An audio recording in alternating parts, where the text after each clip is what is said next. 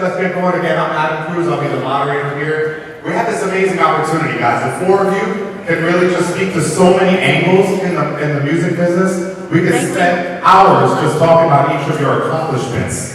I do want to take the opportunity for those that don't know, if you could introduce yourself and talk about what you've done this year to help bring awareness to your art. What are you doing right now, whether it be a label that you run, a company you're running, an organization that you're running? If you can, introduce yourself to the crowd, even though I've done it for you, and tell them one thing that you've done that really has helped you this year in terms of maximizing your efforts, whatever it is that you're undertaking. Let's start with Joe here. I'm Joe Guzik, rhymes with music. And this year's been pretty significant for me. For the last 19 years, since the year 2000, I've been exclusively worked for record companies. So, but in May of this year, I decided to start with Hussle, which is my company.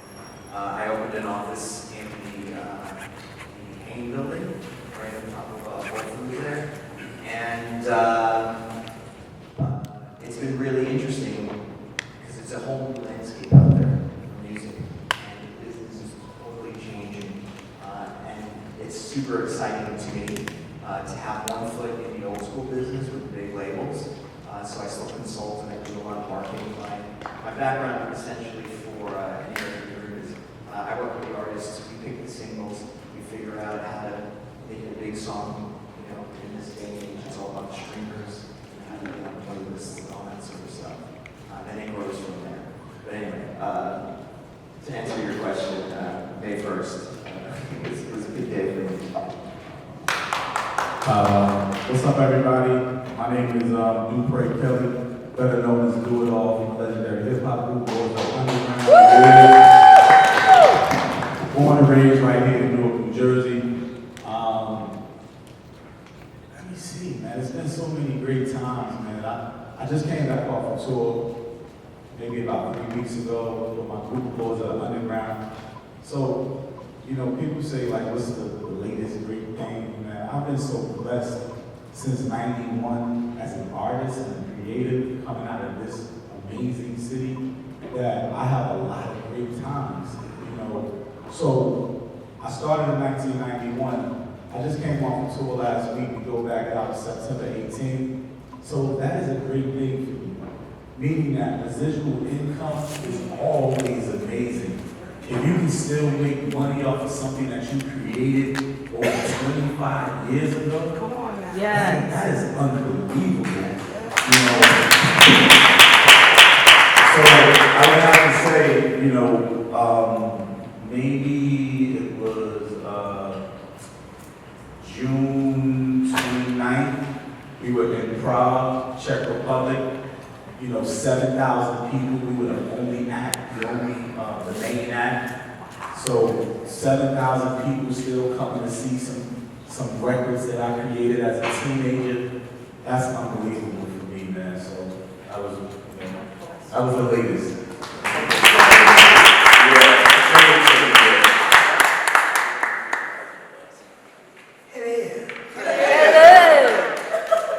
You guys know who I am, but for those who know, I'm Tallman. I'm known as the Queen of Gospel Energy. And this year marks my 25th year in dance music. And could you believe, out of 25 years, I've never had a full album until this year. So this year, so for me, that was like the biggest thing for me in my whole career. Shout out to Joshua Land back there,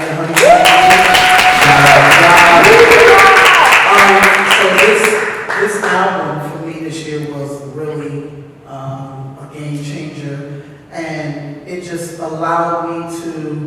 I had CDs pressed, so it really gave me a chance to go out to different places. When I was in Greece for Josh's birthday, and we went to different places, I was able to actually, you know, sell the CDs and make new fans and just meet new people. And so for me, that was the highlight of my year for this album actually coming out, and social media just being able to, you know, to really push this thing and not just sit back behind the phone and do it, but to literally go out, radio stations calling people, hey, I got this album on, I'm gonna come on your show, or people inviting me. So that was my big milestone for this year. And the album's called For Me. You can get it on honeycombmusicstore.com or whatever your that's right, Honeycomb Music, or if you have Spotify, Tidal, Apple Music, whatever, go get it. Thornton, Slaag Records, Slaag Productions, and a few other things. I'm going to go into something nobody else did. This was the year that I stopped feeling like I couldn't do music.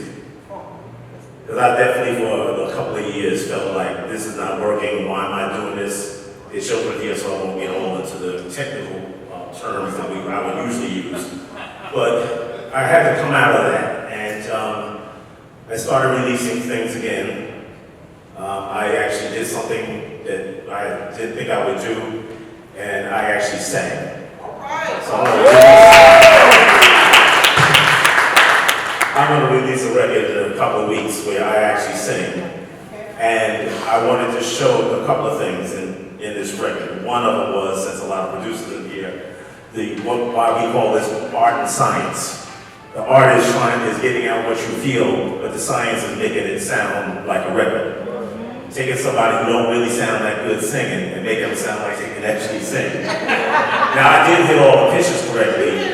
I hit the pitches correctly, but then there's the other parts of what happens in the voice in terms of what they call formants, which is the tone and the roundness and the parts of the voice that you can actually do some manipulation with. Even if the person really can sing, you can still embellish and make them sound good. That's why pop records are pop records. And they sound the way they do, because there's somebody sitting back there, there's the Wizard of Oz. So that's the highlight. Taking my head out and deciding that I'm going to continue doing this, keep doing this, and expand on it. That when I create something as art, it's just as worthy as anyone else. And I know that's a lot of times for all of us, that's a big thing to get over. I don't care if you've been doing this for 25 months or 25 years. You even got folks who actually make a lot of money at this that still feel the same thing. So, and then of course, I decided to become a New Jersey licensed real estate agent.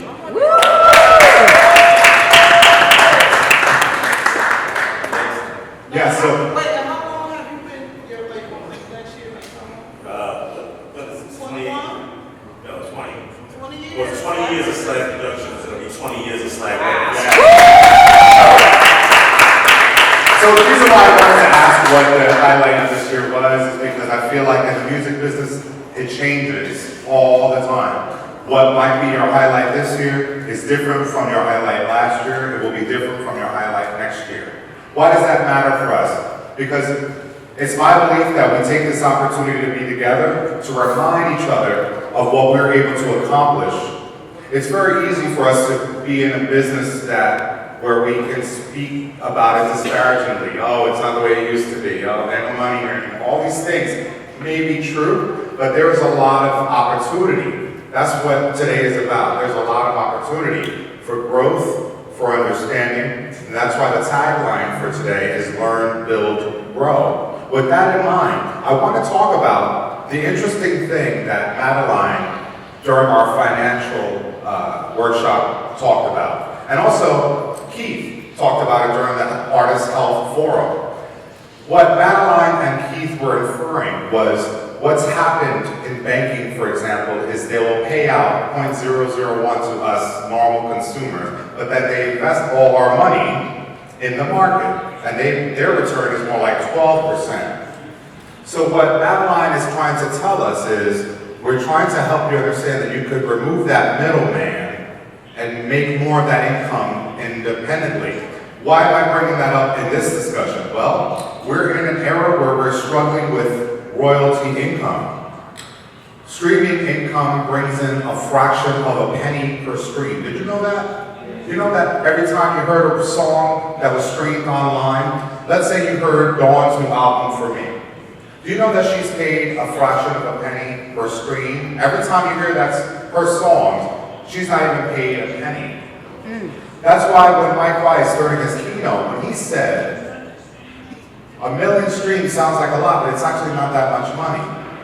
Because you take 1 million divided by a fraction of a penny, how much do you have? But not much. What I'm saying is, we're in an opportunity to change things. So with that in mind, here's my question to y'all.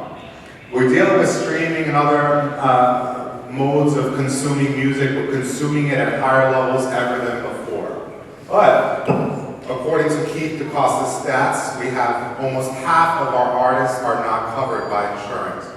Okay? We also have this little bit of money from our records. We want to keep releasing records, but we don't even have the amount to say invest, as Battleline suggested, right? So my questions to you are this. You're talking about sustainability. We're able to tour after all these years. Wow, you can still do it. You just bought new property. You're venturing into new things. You're venturing into real estate. You're brand hopping. So in this age where our music consumption is as high as ever, but the return seems to be dwindling more than ever, what are you doing to keep your money coming up? How are you able to have the opportunity to buy property or invest in any way in the community if we're in this place where we're struggling with earnings related to music? So let's go around if you don't mind, and you guys can jump in. You don't have to take turns. I really want to get more of a dialogue here. Like, what is the rub here? How do we really get through the fray or through the mud to try to really excel in this? Let's start with you, Joe, over here, and then we're going to jump to Dawn. Well, it's kind of interesting. I think for most artists, the streaming world obviously is a total change. But what most artists don't realize is in a traditional record company deal, like if you had a Columbia deal or any kind of record deal, most of the time you never pay back your money. So you live off an advance. So what happens with most artists is, there was kind of a buzz on you, and you got a couple of labels interested, and they would give you $200,000 to make your first album, right? That was the recording costs, and then you would live off that money for the next couple of years while the record company was doing all the marketing and such. What has happened now, because the streaming monies aren't as great for big hits. Big hits are still great, but that's the other point I want to bring up. Big hits. The way it works now, all your $10 a month goes into a collective pool, and then they average out the amount of spins. So it hurts indie artists, it hurts small genre artists. So only like 0.3% of the top echelon, like your little Nas X, who's got this massive hit, he takes 10% of the money. So it's 0.00, I think, 3 cents a play. On Spotify, because they have a free tier, what that averages out to is per million plays about $2,750.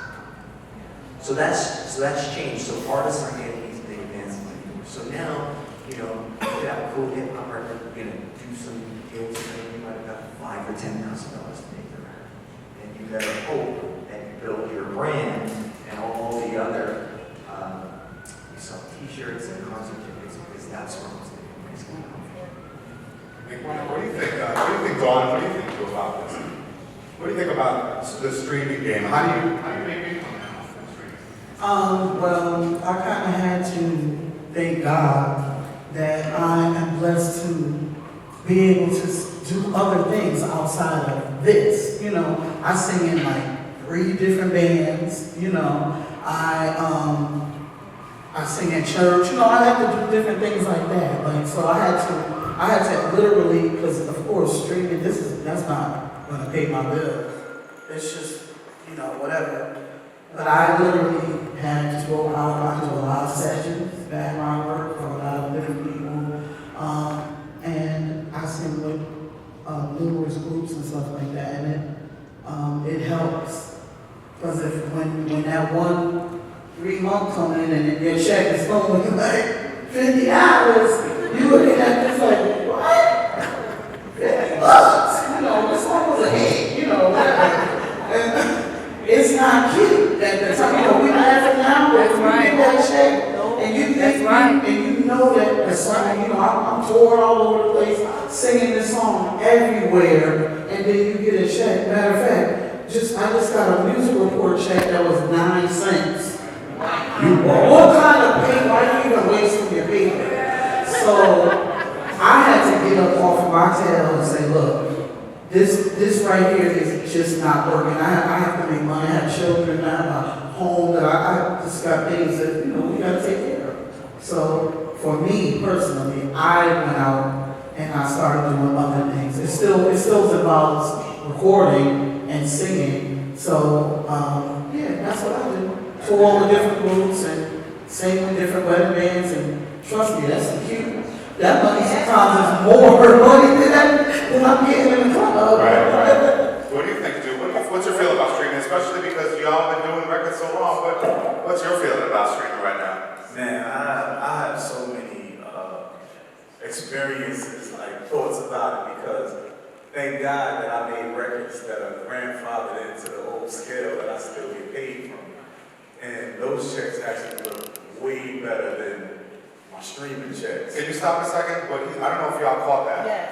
You caught that? He was saying because he's been doing it so long, he gets a better rate because he's essentially grandfathered into an old deal. For you or I doing records, we don't enjoy that benefit. You know what I'm saying? And you got performance coming up soon too. Yeah, August 29th, Lords of Underground will be at Sound for the City. I got a lot of special guests coming out, so y'all want to listen to that. So you got to talk about sustainability, talk about smart. What else do you do? So sustainability, honestly, I'm not gonna sit up here like I had everything figured out. Remember when I made those records, I was just a teenager, just a young adult at 18, 19 years old. So I didn't even know what I was getting into. I was just happy to see one of my dreams come true. So when you talk about the business aspect of it, I just trusted my lawyers because my manager and mom said that I was a good lawyer. I didn't know what was going on. Was that a mistake in retrospect? Was that a mistake in retrospect to trust your lawyer? No, just because of the way I'm on my business now, retrospect and in hindsight, I would have did so many different things differently. But I had to figure it out. I think I have it way figured out now than when I was selling millions of records. And when I was selling millions of records, I didn't know what to do. Just to give you a quick story, I was down to like my last $15,000, and I didn't even know what to do. From, when you're 19, 18 years old, $1 million doesn't come with instructions. Yes. Money doesn't come with instructions. And then, I'm born and raised in Newark, New Jersey, and my family didn't come from money. So they couldn't tell me what to do with the money. And now you have when I think about 18, you have a young child still, a teenager, with this money and does not know what to do with it. And when I say does not know what to do with it, your family doesn't come from it, so they asking you for everything because they think you're rich as you get $100,000. They think, oh, man, you about to save the world. And not knowing that half of that goes to taxes. And then you want to buy a car, another half goes. Then you want to put yourself or your moms and your family into a decent home, so a decent down payment on that, done. You know what I mean? So, and nobody tells you those things, so you have to learn through trial and error. But when you're a creator and you're an artist, you're not thinking about those things. You're thinking about creating. And then when you have to start thinking about those things and management and this person and all of these people, you get distracted and it takes away from your art. So just to fast forward to let everybody go, I figured it out. But how I figured it out, I refuse to let everything that I felt like I gave to the world with my art go unnoticed or just be like a one-hit wonder. I refuse. So what I did was, I said to myself, I am in a 3-man group. At this time, we still have about 4 million fans. We might not be selling on mainstream anymore. And this is with the onslaught of social media and all of that. So I said, what can I do? Branding wise, this is when it started turning into branding who you are, content. So I said, if I still have 4 million fans, mathematically I have 1/3 of those fans that will support me, just individually, whatever I would do. So I said, that's only about 1,333,000 people that possibly will mess with me. And then I took that number and said that realistically, only 1 to 10% probably will actually spend $1 on me. So maximum, you know, at a max, I probably can make $133,000 in 33, you know, dollars for that 1 year if they average spending $1 on me. So that was my goal, to save myself while still doing what I love to do. It wasn't what we were making. You know, at one point, Laws and Underground was making $80,000 a night. You know, doing 4 or 5 shows a night. You know, so it's really, the game is in the performance. The game is showing your work live, going on tour, going on the road. And just to fast forward, when I started to do that, I changed my life. When I adapted that, I got to still what I love to do, and maybe not make as much money as we made before, but when you're making 6 figures doing what you love to do, then you figured it out. But what I also figured out is where's the game now, and I'm still learning. Even though I've been in the game that long, I'm still learning because the game is changing right now. You know, streams are not, like you said, bringing in that much money. So what we had to do, and what these artists have to do now that's out there, the way that you figure it out is you use the music to leverage other things. I wanted to do a nice video. I did a deal with the liquor company. I need $10,000 to advertise your liquor. And I have these many fans to prove, and this traffic flow to prove to this corporation that it can happen. So now, a liquor company is paying for advertising, but really they're paying me $10,000, and I'm not going to use all that on my video, but I'm telling them it's for the video. Just being honest, you know, as long as they get the result and the product that they want, and that's what I have to start doing. So even by going on the road and making $80,000 a night, you know, it gets depressing when you're not making that anymore, and nobody is booking you. So you say, how can I do this? So now, you might say, all right, the promoter might want you for $10,000. Now you gotta convince your crew, we gotta go out more days, go out 30 days to make $300,000 in a month. At first my crew was like, no, we make that in like almost 1 week, 1.5 weeks. Are we gonna go out and do all this work for less money? I said, because you still keep your name alive, you keep building new fans, and you also, with that, with that money, you create a track source. You create revenue that keeps coming in. So you're staying out working. You know, and it might not seem like a lot, but the more work you do, the more people that you're going to see, you know, and things of that nature. So that's what I did, man. And that's what I would tell anybody out there. Don't worry about the streaming. It's not that much. Don't worry, because use the music as a stepping stone to do other things. It's a content. That's what you're selling. You're selling your brand and content. It's not like when I signed in the 90s. We're not just selling music. We're not just selling singles anymore. We're not just selling our album covers that sell magazines, because magazines don't even exist in that fashion anymore. You're selling your content. So build yourself as a brand, be likable, be respectful. You are a business. When you go in there and you misrepresent yourself, however that may look, but I'm not going to say what that is, but if you misrepresent yourself going into business, and you're not, and thinking that your music is just going to do it, you might be hurting your business. I think that's a great point. I got a lot of information just from that. Y'all caught that? Yeah. That means it's so much. I don't understand. So No, listen, this is why we're here. So We're here to listen, to engage and learn and question. That's what today is about, so thank you for that. I want to segue basically into brand planning, right? We use buzzwords like brand awareness, right? You know about somebody's brand, blah, blah, blah, okay. But in actuality, we don't have any real tools to execute brand planning. We don't really know. We think we know, but we don't really know. And we also, I argue, don't know how integrated marketing works. We tend to conflate marketing with promotion. I'm looking at Joe, because Joe is my marketing guy, and I wanted to ask him about that. And also the crew, because I feel like our name of the game right now is brand planning. So that's different from making people aware of what you got going on by your brand. That's great. I'm talking about planning through the course of a year for your brand. what does that mean? Let me give you examples. So Deuce and I are partners at DoItAll Music Radio, a radio station. So what we did organically, we didn't say, let's come up with a brand plan. We just sat down and started to talk about plans for what we wanted. You know, we wanted to rock an establishment that's never been done before, enter the library.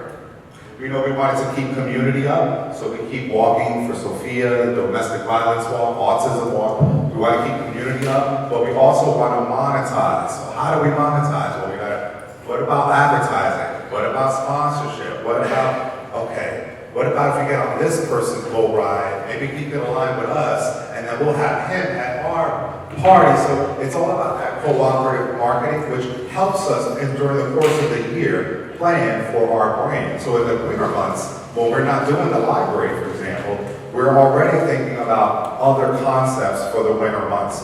One thing we did last year, we held a residency at another location in Newark, trying to see what we could do to build up more of this. What we're here right now is brand planning. This is the result of brand planning. I own a record label, Mixtape Sessions, that's had a lot of incarnations over the years. It's a radio show, it's a record label, it's a vehicle for putting out my book, but it's also an opportunity to leverage my brand into education. That's my thing, I love that. So what I'm hearing from y'all is essentially some of us are doing kind of organically without real planning, but I think that's actually a disservice because we have to plan, right? We can't just go willy-nilly ad hoc, just try to figure it out. So let's start with you, Joe. I want you to, if you don't mind, explain how we're conflating marketing with promotion, because that's all we do. We share on social media, we live on Facebook, and we think that we are marketing. We think we have a whole robust plan to market, but we have no idea. Can you shed some light on that if you don't mind? Yeah, it's kind of interesting because I truly feel what you're saying. Yeah. Because, I went to school for marketing for 6 years. So all the jargon, the concept, all the big words, it's really cool. Right? We're all the same, right? So whenever I meet with an artist, we're talking about a new project, I really try to make it really simple. So many times an artist will be mad at us and say, well, if Ebro just write my song on I-97 and they played it fresh, it'd be massive, it'd be amazing. These DJs suck, they don't know what they're doing, right? Meanwhile. Right? And sometimes that's true, right? Like you don't have enough of that brand awareness for someone to take a shot at. But 9 times out of 10, the artist hasn't really sat down to think of who they are, right? They have friends, they have family, you have people who know you.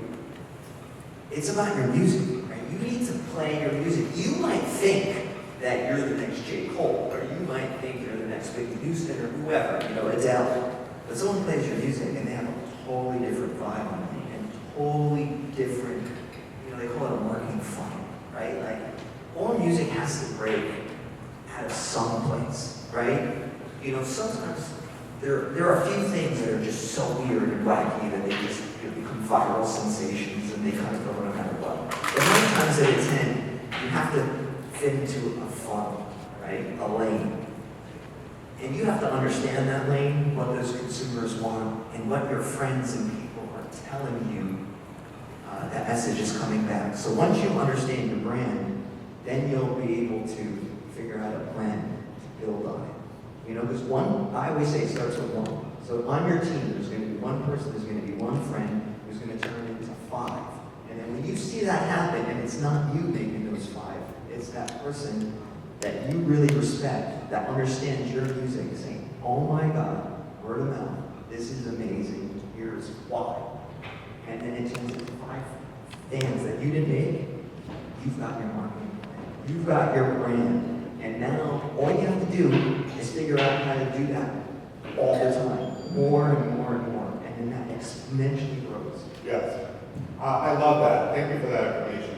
So I want to know from you, because this is an honest question. I sometimes conflate promotions with marketing. I understood that marketing was an umbrella term that included marketing, but it wasn't the same.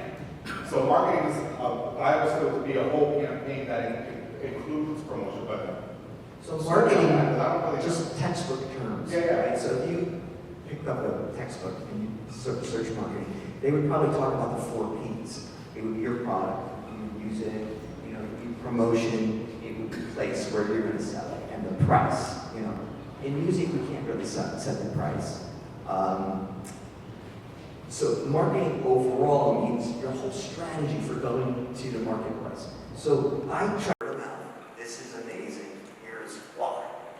And then it turns into 5 fans that you didn't make.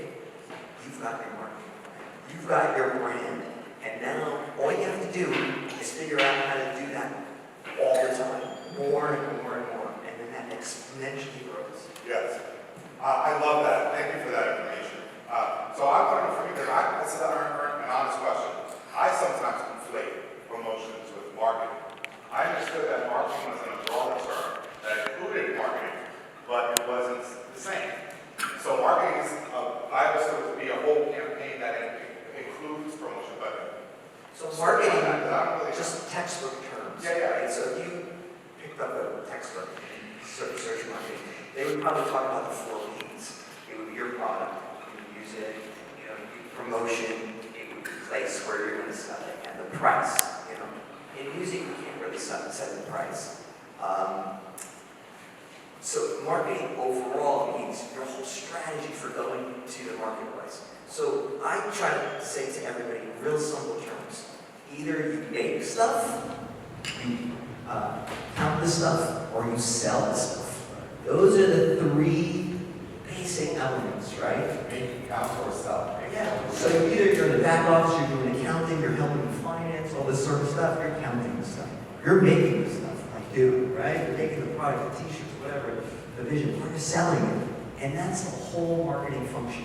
And when you talk about promotion, most people talk about promotion and they think about the guy who's calling the radio station and saying, oh, you gotta play my record, you gotta play my record. That's only one part of it. Then there's activations, you know, like the Lincoln Park Festival. That's an amazing activation. That would be part of events and promotion. But in the end, it's marketing, it's selling, right? So that's the difference where marketing is the overall brand strategy and promotion is the actual execution. Well, I love it. Thank you for that information. It is 2:45 now.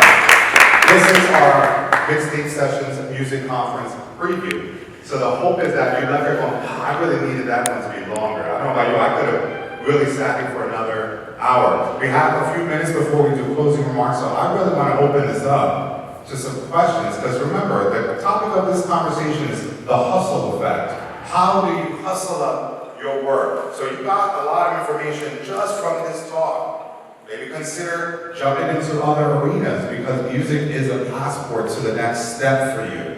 Music is the reason why you might develop a shoe line like Aaron Gray is doing. Music might be the reason why you write your book like I did.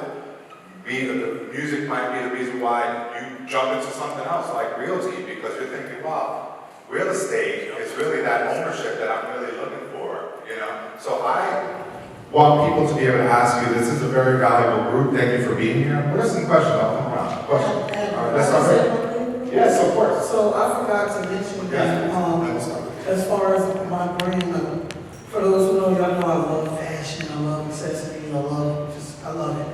So I was approached about being an ambassador for a plus size clothing line. Yes. So what I did was,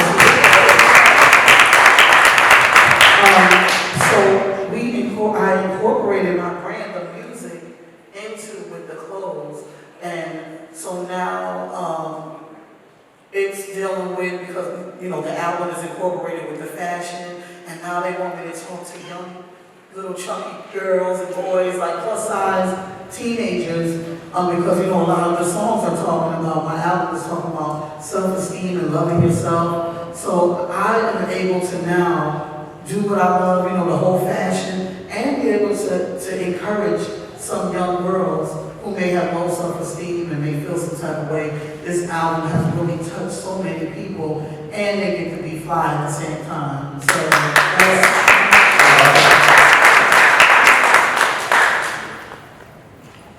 All right, so we're gonna open up for some questions, a young lady and a gentleman here. We have a short time.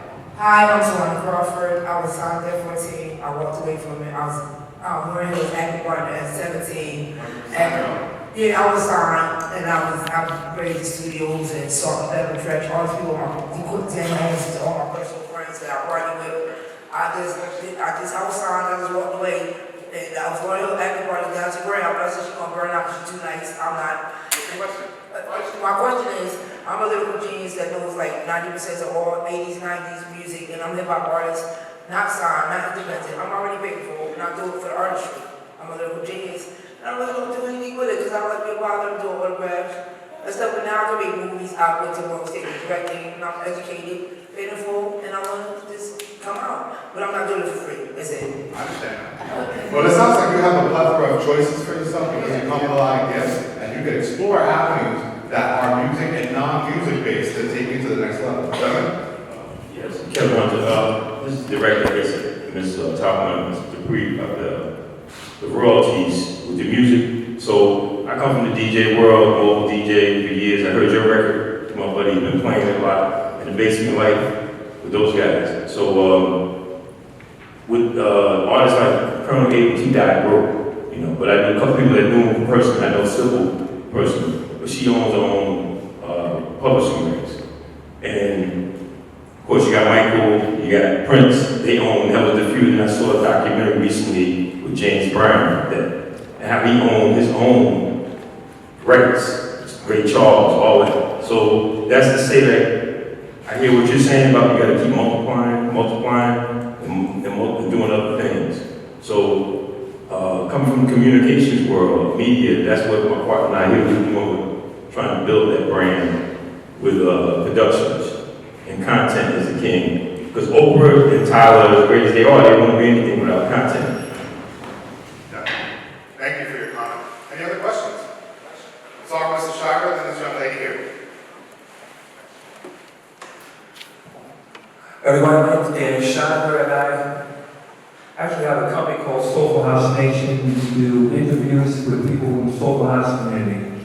Here's my question, and you mentioned content, you mentioned marketing, things of that nature. You mentioned, all you guys mentioned multiple things. So right now, I'm putting this thing in your hand. You got it, you're growing it. It started from nothing. Doing okay, we're averaging this month 1,123 views per show. What would you do to launch that, take it to the next level? Second part of my question is that there's a lot of talk, it seems like people age out in music. And how do you keep going with the music?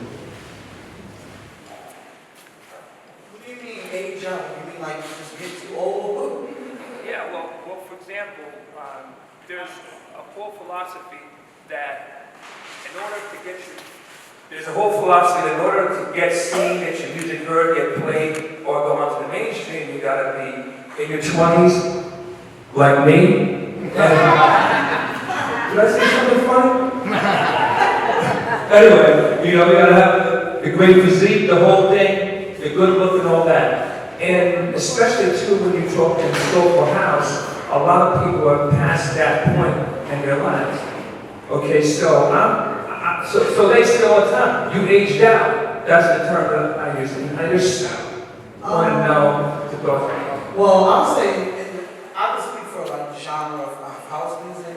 In this genre, there is no aging out. You know, if your music is good, if the song speaks to the people, if it's a good, beat or whatever, it doesn't matter. I think that's why I was so drawn to house music. When I first started, I was doing R&B and all that kind of stuff. And of course, I was told I was too big, you don't fit, you don't got the look, blah, blah, blah, whatever. I knew I still had the talent and I was going to still pursue. I didn't give up. So when I found house music, or house music found me, I was accepted. And I've been doing it 25 years. I don't think there is an aging out. I do think that you should reinvent yourself though, because man, I came a mighty long way. So you have to mature, I will say that, from where I started into where I am now, and what I'm singing. It's also what you're singing as well. It'll keep your fans, should I say. So I don't think there's ever an aging out, maybe in dance music, maybe in other genres, maybe, but I can only go on my experience. So you said you had about 1,100 views on your last show, is that correct? Averaging that a week. Average that a week. And it's growing. Do you have access to actually talk to those people who are watching? Yes, I do, because, first, let me rephrase that. Some of them. Some of them, a lot of them, because they'll hit me up, I'll see them in the threads, they'll hit me with personal messages, that happens all the time, and from all over the place. So Not just the United States. Right. What I would do if I were you is I would interview these people and sit down with them and really understand what they love about your show, what other media they consume, and how else you can get to them. Because it sounds to me like you need to figure out how to take those 1,100 views and turn it into a community that'll be 11,000 and then 100,000, 200,000. But you're not going to do that until you know those 1,100 people really well, and then your answers will pop out right. You might be actually on the wrong platform.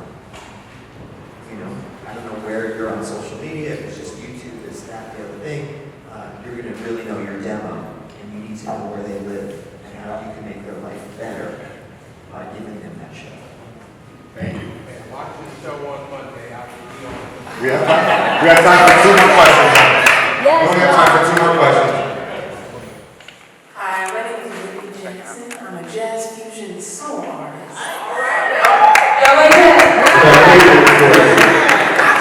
So I have a question. As a performing artist, I was wondering what you guys think is most important: management, entertainment attorney, or a booking agent? And then part 2 of that question would be, how would you go about moving forward with that option? I think all of it is important. You need a team. You cannot, look, my name is DoItAll. That's my moniker, DoItAll. You gotta be careful of the name you choose because it denotes ownership and you gotta live up to it. So if I'm running around here calling myself DoItAll, I guess I can smoke all of the stuff that I'm doing into existence. But my point is, you cannot do anything without a team. And I know a lot of people are not cool with nepotism, but no, get people that love you. They don't have to be blood family, but this business is brutal.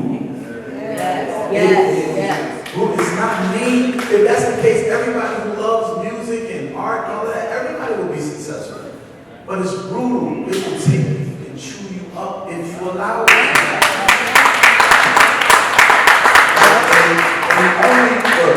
Look, this guy right here, Denny Nevins, he plays the drums. He played the drum on one of our most successful albums, Here Come the Lords. But he also was my road manager. But the reason he was my road manager because I played Little League baseball with him in Green Acres. I went to Shaw University College with him, meaning that I know he had my back on that road. Yes. Now, then, do you know how to road manage before you came into the game? No. But I didn't know what rap was going to lead me either. But I knew that I trusted him. I knew that he loved me. So therefore, my point is, surround yourself, in the early days, surround yourself around people. Look, I teach in schools too. I teach after school programs in school in Newark, New Jersey. And what I tell the young students when they come in, I say, okay, we're gonna make a mock record company. And it was like, everybody wants to that, well, I can't sing, I can't rap. And I said, it's not just about being in front of the camera. I said, all right, and I let the crowd pick them, I let the students pick them. I say, who is the most talkative in your class right now? They might say Khalil. All right, Khalil is going to be in marketing and promotion, somewhere in there dealing with the people, and he got to talk to people. So now we have his job. Who likes to paint or draw? Oh, Joe likes to draw. All right, Joe's going to be in the art department. He's going to make all of our covers. And so my point is, when I used to travel, when I first started traveling with Lords in the Underground, I used to sit in first class and never talk to the person that was next to me. Wow. Probably for 5, 6 years, never. And so my grandmother said, well, where you go? What you do? And who did you meet? And I couldn't answer it. She asked me, you went to Paris. Did you travel? Did you walk up the Eiffel Tower? No, but we drove past it. Did you go see the Mona Lisa? No, but I saw where they have it at. She was like, wait, you're not traveling, you're just going places. So my point is, when you're next to somebody, you're standing there next to them in Whole Foods, the bodega, the restaurant, whatever, talk to them because you never know who that person is, who they know, and they can change your life. You know, so I started talking to people, I started to realize who was around me, and those people that fit my needs, I put them in place. And the last thing is, you know, when I was coming up, my parents, my friends, my community taught me, don't ever let nobody use you. But as I started traveling the world, I realized that that was the wrong thing. If I don't let anybody utilize me, then I'm useless. You know what I mean? So don't be afraid of somebody using you, because if I have great people around me and I'm not using them, then it's crazy. So no, I want people on my team, I want people around me to use me, because I'm damn sure going to use you.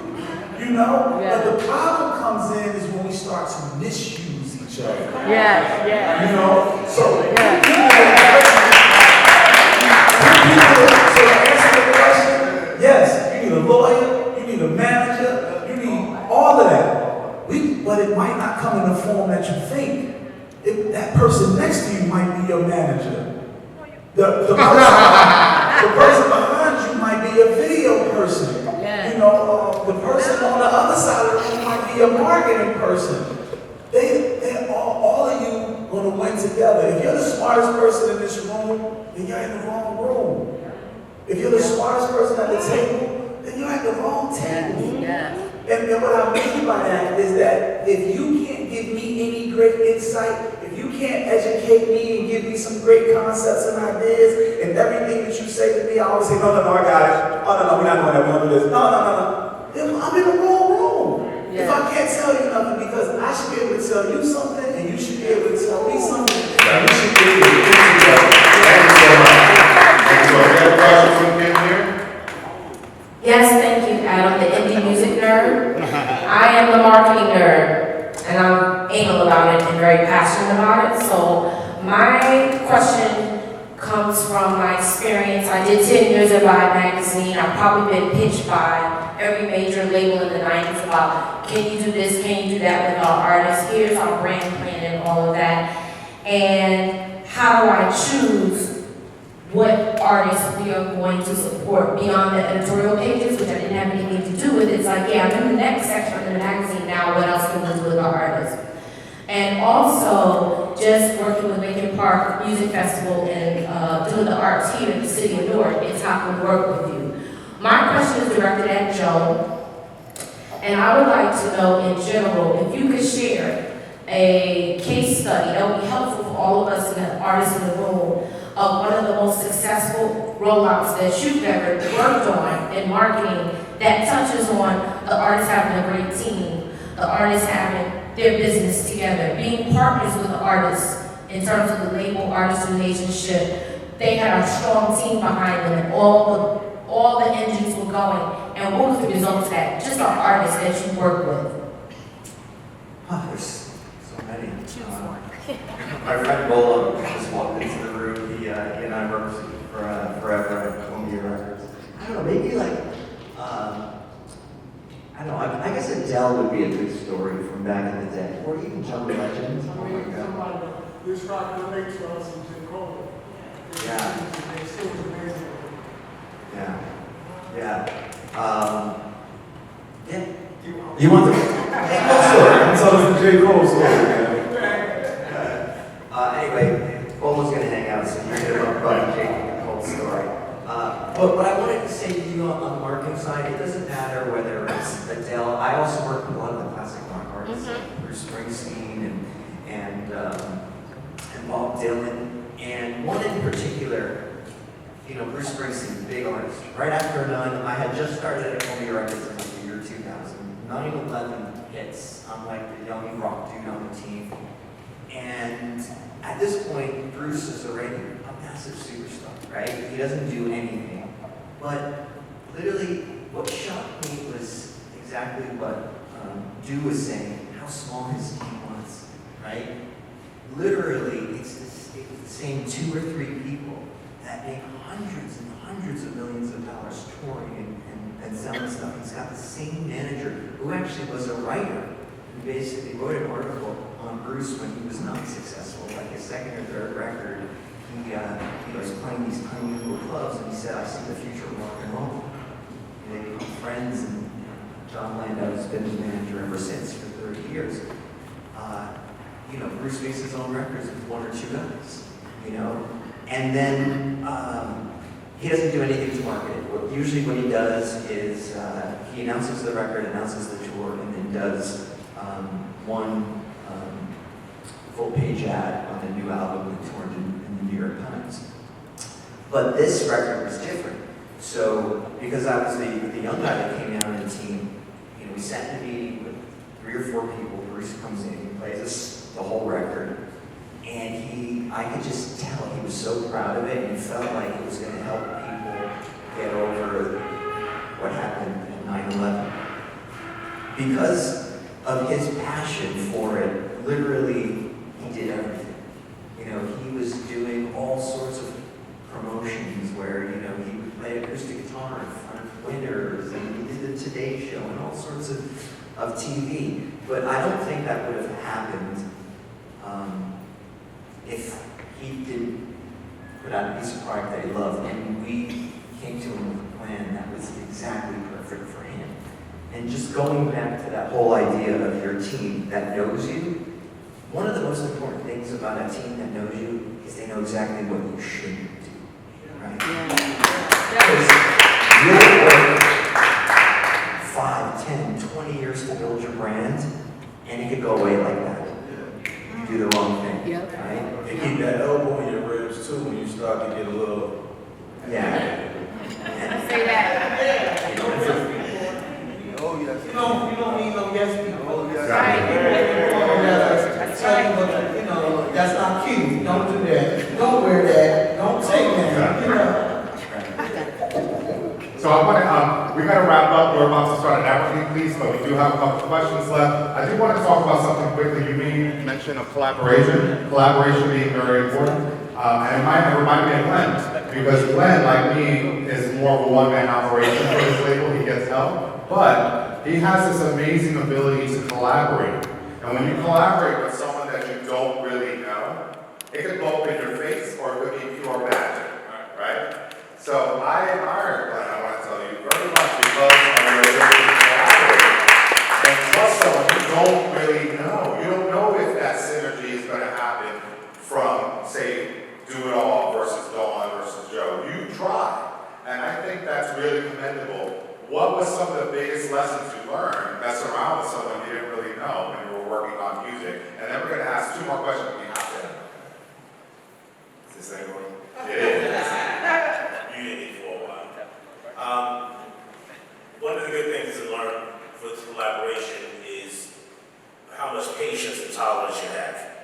Because, and to also respect and look for what the other person wants to see out of the project, what their dreams are, how they see themselves, how they see the project, as well as how they see you, and getting comfortable with each other. Also, too, it's good to, as I say, you give a person enough rope so you can see where they're at. And then if they show themselves, it's like, oh, thank you, now I don't have to cut you later on. Because you've done it. I haven't gotten that deep into it with you. So I like to try to give a lot of time, rope, as well as opportunity so a person can show me who they really are. Let me know if it's going to work or not. Thank you. Doctor? Hello, everybody. I have a question for DoItAll. Do I see you've been politically you've been active, and I know that costs.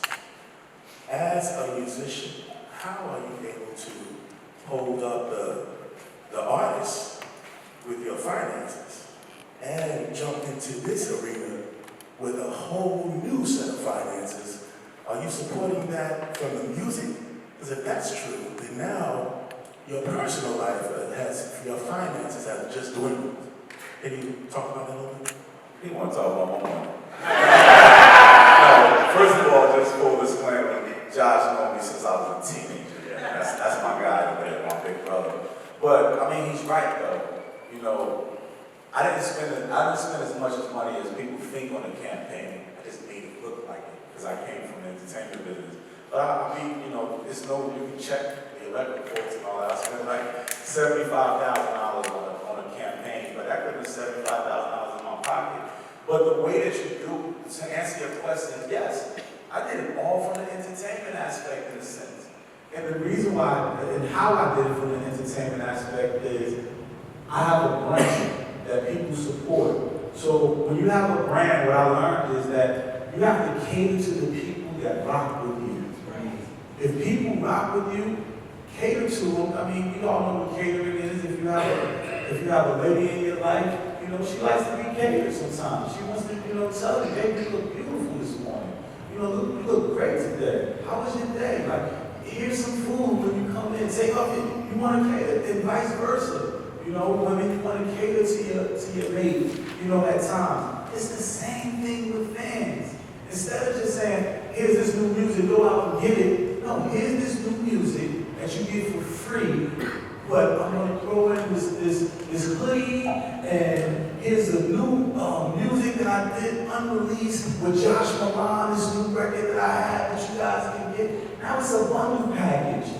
$50 for the whole package, but really individually, you know, if you would have sold it would have cost maybe $80 to $100.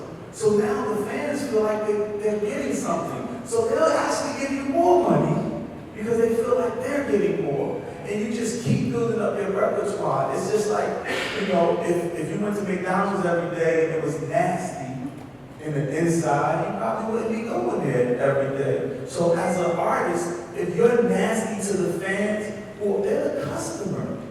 They're the people you're trying to get to buy into your brand, to buy into your lifestyle, to buy into your product. You want to cater to them. So that's what I did. I just catered to the people who rock with me. You know, at one point I didn't do that. You know, when Drake and all of them were first coming out and we were on a decline on the mainstream, I tried to compete. You know, and if you can't compete, then you can't compare. You know, so I couldn't compete with my independent budget going up against Atlantic Records budget. There's no way that I'm going to win. And it's the same thing in politics. I'm not councilman at large right now because I went against two machines with $75,000 against $2 million. And it's sad to say that the people are influenced by perception. So if you're not perceived to be everywhere and on everything and on with the people who are perceived like that already, then they look at you as not being on that level. So they don't want to support. It's funny because we spend, you know, when I say we, I'm talking about black and brown people spend the most money as consumers for everything. Not just entertainment, for everything. But we make the least. So if something is expensive, we save up, we fight for it to go get it. Instead of just supporting what we love. So now the people that actually support you, they support you and they don't have to support you. So you cater to them, you feed them, you treat them nice, you show up, you give them something exclusive, and they're gonna say, hey Joe, man, what's DoItAll? Yo, here's this link. Now Joe has the opportunity to say, yo, then you heard that new? And just like he said, that 1 turns to 5, that 5 turns to 10 or 12, and then it keeps growing. Don't get mad because somebody that's down with Drake who's a new guy, or down with J. Cole who's a new guy, automatically gets this fame, or you think they automatically get this fame off the bat, but they're riding the backs of whoever the people that came before them. So don't be mad at a gradual build, because if you have 500 people that rock with you, and you can get them to spend $1 on it, that's just $500 you paid for your art that you didn't have before. Right. Just keep multiplying. So that's how I did it, John. I used the people that already rocked with me, I catered to them, and they supported me, And they just kept, believing in me. So they supported fundraisers, they supported products that I was putting out. And it helped me with my lifestyle. So, I just kept at it. Thank you. Hello, everybody. My name is Hussle, and I'm a gospel house artist. And I have a question for DoItAll, Glenn, and Dawn. I feel that mentoring is a very good part with new artists and new people. Did y'all have any mentors in y'all lives when y'all first was coming out in the business and learning the business? And how did that person affect you in your life? I did. Not when I first started. It was kind of like a wild ride for me. In the beginning, I had this record, and my first record, and it kind of blew up, and I didn't really have anybody. I'll be honest with you. I didn't have anybody in my corner to really tell me anything until I met him, which was what, 21 years ago? About 21 years ago. I was just kind of willy-nilly doing my own thing, just messing up in the early years, you don't know. And I didn't have that, but once I met him, and we developed that relationship, because I always tell people it just takes one person to have you in the corner. That's all you need. Yeah. You need one person. And all 20 plus years ago when I met him, from that point on, he was really like a mentor to me, really. So that's why I pay it forward, and that's why, you can pick up the phone. Yes. Any artist, anybody can pick up the phone. They know I will answer Yes. it. Yes. You can call me, I pay it for. See, you know too. I will pick up the phone. You can call me. You need something. You know I'm gonna give it to you straight up, Definitely. like he gave it to me. So.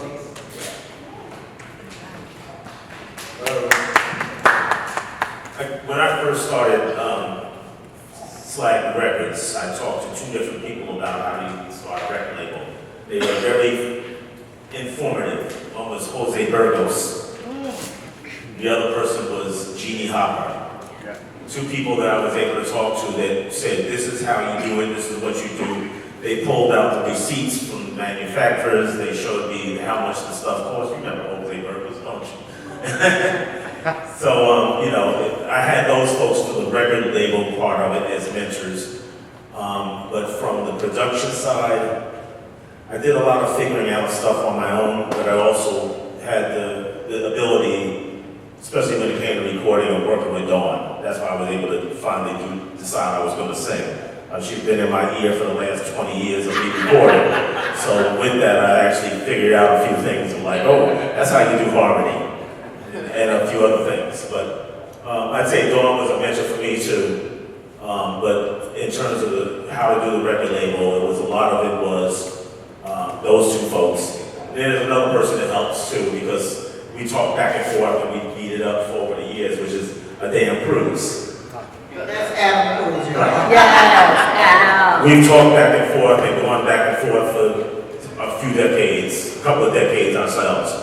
We would share information, share ideas, and a lot of it is about sharing, coming across people who are not afraid to say the truth. Yes. And then another thing that everybody in here really needs is somebody that can tell you that this person sucks. And you should not mess with them, instead of being silent about it and then watching you get screwed over. To answer your question, you need mentors. You definitely need somebody to help you out. I've had many mentors. I think my mentors have come in stages and phases, or stages and different levels. My first mentor who really backed me with the music was my mom. And she hated hip hop in the 80s. She hated it. So how could somebody that hates something back something that turned out to change her life? You are her son. And that's the reason. So my mother, she didn't like hip hop, but a friend of mine had got killed, who I used to be with all the time. Just long story short, I wasn't with him when he got killed, but I was with him all the time. She rushes in the house, she sees me. I have the Walkman headphones on. I'm telling my age with the Walkman headphones, but I had the Walkman headphones on, writing rhymes in the notebook, and she busts in the room. She got killed, and she thought I was with him. And she said, whatever you're writing in that notebook that's keeping you out of harm, then I want to support that. So my point about that is, is to all of the parents and to all of the people who don't believe in artists in here, just because you don't believe in that artist, you might just not understand what they're creating. Yes, right? yes. You have to let them go through the process. And if you truly love them, support them. You can be honest. I'm not telling you not to be honest. You can be honest with what you don't like, but support them, support their struggle. Because 10 years ago, if I would have asked you to get this real estate company with me, and it's going to be the #1 real estate company in the world, but we're not going to own any real estate, you'd have looked at me like I'm crazy, right? If I would have asked you to get into this car business with me, and it's going to be the #1 car business in the world, but we're not going to own any cars, you would have never done business with me, right? But now, that's Uber, Lyft, that's Airbnb. Yes, yes. So my point was saying that is, when you see these artists and you don't understand them, support the process and what they're doing and their passion. You don't necessarily have to love the craft, but support what they're doing. And if you love them, then you might start to understand what they're doing and start liking the process, and hence you will become a mentor to them, to just push them. So I've had many mentors. I can say real quick, as a mentee, you have to, because I had to do it too. I wasn't used to it. You have to take constructive criticism. You know, you and I have talked before. Yes. And of course, if you say it out of love, of course, sometimes you gotta snap them back in the check. But you have to learn as artists to take constructive criticism because remember, your mentor doesn't see you where you are. He sees past where you are. He sees your potential, which you could be. Yes, yes. So you gotta learn to just take the criticism. If you don't like it, just shake it off, keep it moving. But you gotta learn. We all gotta learn. I have to. But one thing too, remember, that's only their opinion. Right. So if you feel so passionate, a good friend of mine, oh my God, I forgot who told me this. A good friend of mine who's a very popular actor and everything, he told me one time I was trying to get into film and television, and I took a project to him, and I said, what do you think? I said, his name's Tracy Morgan. I said, what do you think, Trey? He was like, what do you care what I think? What do you feel? What do you think? And all he wanted to see was my passion, my dedication. He didn't even really care about the project like that. He wanted to see how passionate I was into it before he would help me. You know, so if you're passionate about something, it just might be something new that nobody understands yet. And they don't get it, so you can make them get it. So just understand that is their opinion, but also be true to yourself and keep it on cap. Like, let me just try. Let me try it this way, let me try it that way, and see which way comes out better. And then through those experiences, you learn. I love that. Please give it up.